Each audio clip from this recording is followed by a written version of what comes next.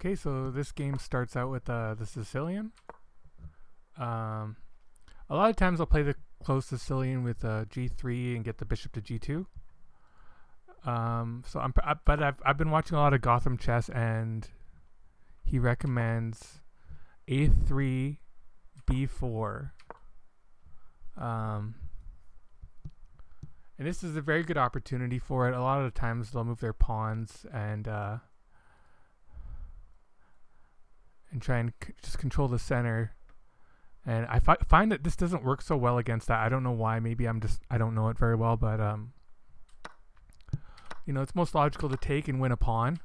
But the idea is you get your bishop out on this diagonal, and then you get your other bishop in here. I think that's another idea, and you just have these very good bishops that are targeting the king side. It looks really good. And another idea is you want to develop very quickly while he's kind of distracted by some of this stuff here over here. So he moves back, which is logical.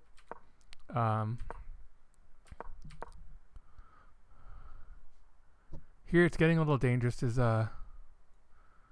he can just take my rook right away. That's actually not even something I even considered. I didn't even see that, so it's something I have to look out for in the future here.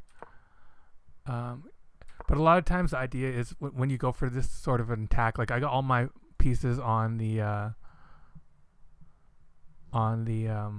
fifth rank right now, which is very dangerous because like he can very easily attack me.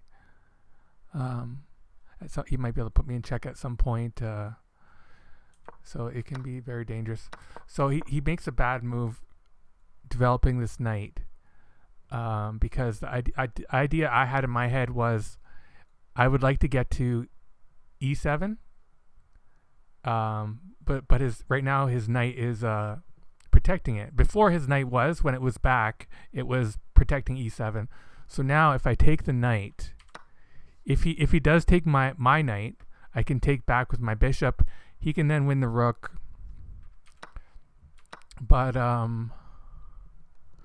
so if he takes my knight, I win two pieces for the rook, which it looks really good. And I got the two bishops, so I would be happy with that.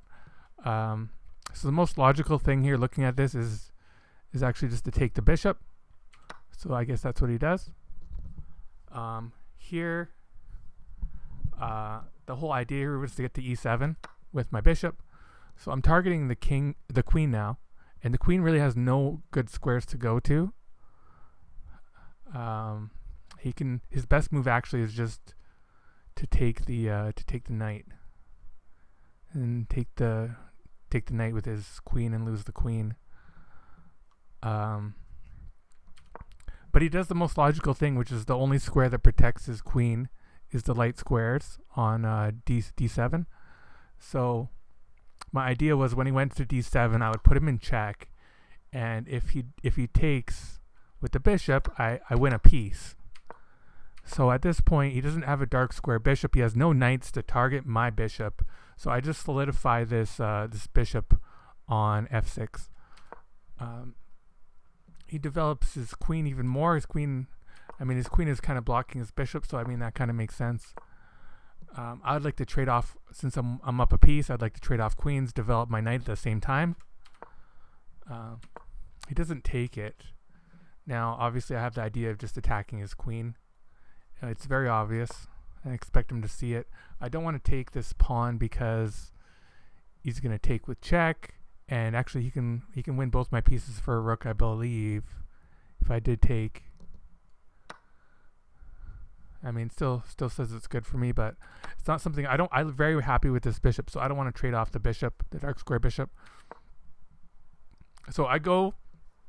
It's saying that this is a mistake, but I want to just trade off the queens, and it's the best move for him was to take my queen. So I'm happy with him taking my queen.